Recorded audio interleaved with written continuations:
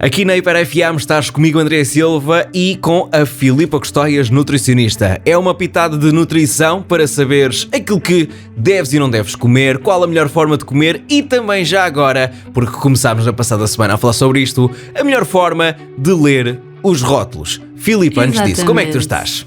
Estou bem e vamos hoje dar continuidade ao episódio da semana anterior, que eu acho que este também vai ser muito útil.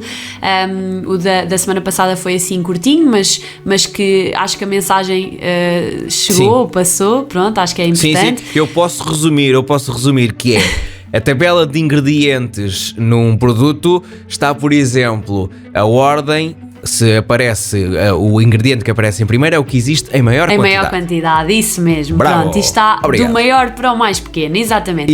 Portanto, hoje vamos falar sobre a informação nutricional, ou seja, sobre a declaração nutricional, aquela tabela que aparece lá atrás do produto normalmente, ou de lado, pronto. Sim, mas vamos perceber...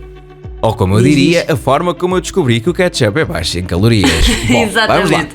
Então, olha, para começar, informação nutricional é obrigatória estar sempre por 100 gramas ou mililitros do produto, do isso alimento acaba por ser confuso. Isso é confuso, porque olha, vou pegar no ketchup, eu não vou consumir 100 mililitros de ketchup naquela vez, por exemplo. Exatamente. Por isso, isto é importante nós sabermos que está nesta quantidade e faz sentido que nós façamos a conversão para a porção que nós vamos comer. Às vezes existe essa informação logo, outras vezes não, mas é importante termos este contexto, não é? Quer dizer, por exemplo, se nós formos comprar uma saquinha de frutos oleaginosos, de avelãs, amendoins, pronto. Aquela informação está por 100 gramas, nós pois também dificilmente vamos comer 100 gramas de nozes, por exemplo. Já não jantava, não tomava pequeno almoço no dia a seguir, já ficava se fosse essas 100 gramas. Ficava bastante saciado, exatamente, tinha ali uma quantidade de gordura boa. Pronto, portanto é importante termos esta noção. Agora, relativamente mesmo à informação que está na declaração nutricional, nós temos a energia, que está em quilocalorias e ou em quilojoules, e basicamente é o somatório da energia fornecida pela proteína, pelos hidratos de carbono e pela gordura, que já falámos noutros episódios. E eventualmente pelo álcool, porque o álcool também tem calorias, também já falámos. E basicamente é isto. Depois temos os hidratos de carbono, que é basicamente a quantidade de hidratos de carbono simples ou complexos que o alimento nos fornece. E para sabermos qual é que é a fonte de hidratos de carbono de onde vem, é basicamente irmos à lista de ingredientes, percebermos quais é que são as fontes de hidratos de carbono que lá estão.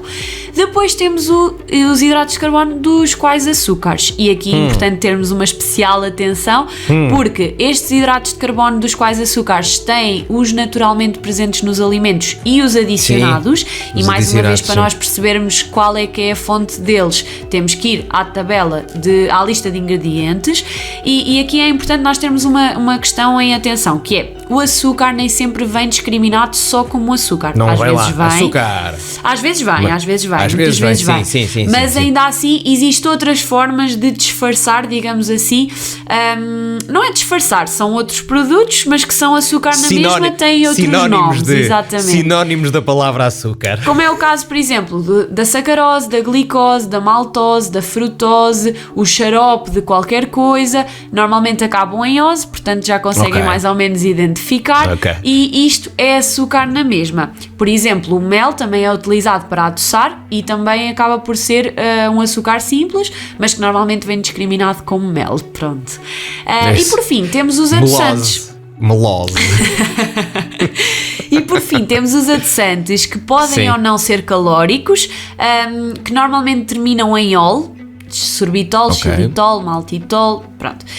Também existem outros nomes, como é o caso, por exemplo, do aspartame, e aqui eu convido-vos a ir ao site da ASAI ou da DecoProteste, que tem uma página específica só para estes nomes e para percebermos o que é que são, e aqui acabam por ser adoçantes que no fundo vão adoçar o alimento, e às vezes na informação nutricional dos quais açúcares não há quantidade nenhuma, e e acabam por ter adoçantes. O produto é doce na mesma, mas não tem açúcares adicionados porque tem Sim. adoçantes não calóricos. Sim. Pronto. Portanto, relativamente aqui aos hidratos de carbono e aos açúcares, é isto. E depois temos mais duas coisinhas, que são os lípidos, que é basicamente a quantidade total de gordura, e os lípidos dos quais saturados. E aqui devemos terem atenção à quantidade, porque os lípidos dos quais saturados são prejudiciais e têm implicações negativas na nossa saúde cardiovascular, como também já fizemos um episódio sobre eles. Os nossos vasos sanguíneos não gostam muito dessa parte. Não gostam. Exatamente. Não gostam, e depois, por último, temos o sal, que basicamente podemos, pronto, que também é importante termos aqui em atenção, ninguém quer ficar hipertenso, portanto, aqui podemos encontrar a designação de sal mesmo, ou então podemos encontrar qualquer coisa de sódio, um nome qualquer atrás de sódio, ou então qualquer coisa sódico, por exemplo, fosfato disódico, cloreto de sódio, pronto, que são formas de que acabam por ter sal, pronto, ser um produto sal, e que acabam por não estar descritos efetivamente como sal. Por último, e para terminarmos, quero só deixar aqui uma nota que existe uma ferramenta muito interessante lançada pelo Programa Nacional para a Promoção da Alimentação Saudável, que é o descodificador de rótulos. Ou seja, uma coisa bastante credível e bastante Exatamente, verdadeira. sim, de uma instituição, pronto, é basicamente da Direção-Geral da Saúde, portanto da nossa entidade de saúde em Portugal, e que acaba por ser uma ferramenta muito útil porque facilmente nós temos, aquilo é uma tabelazinha que diz...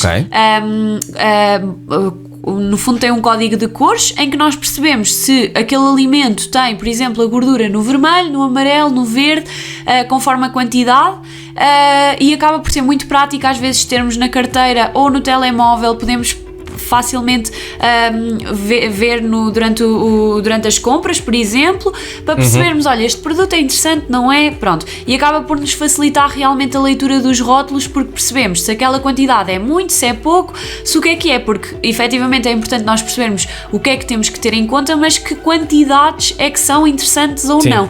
E aqui o descodificador de rótulos também está por 100 gramas ou mililitros, o que é também uma vantagem, porque acaba por ser fácil de comparar ao que está no rótulo, e conseguimos perfeitamente fazer escolhas muito mais informadas e saudáveis por conta destas ferramentas. Portanto, se as temos, é interessante que nós as usemos para facilitar a nossa vida, não é?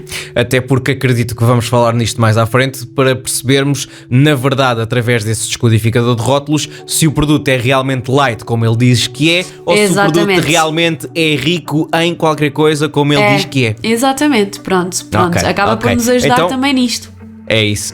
A Filipa Custóias volta aqui à Hiper FM para uma pitada de nutrição na próxima quarta-feira. Beijinhos, minuto, até para a semana. Adeus, André, até para a semana.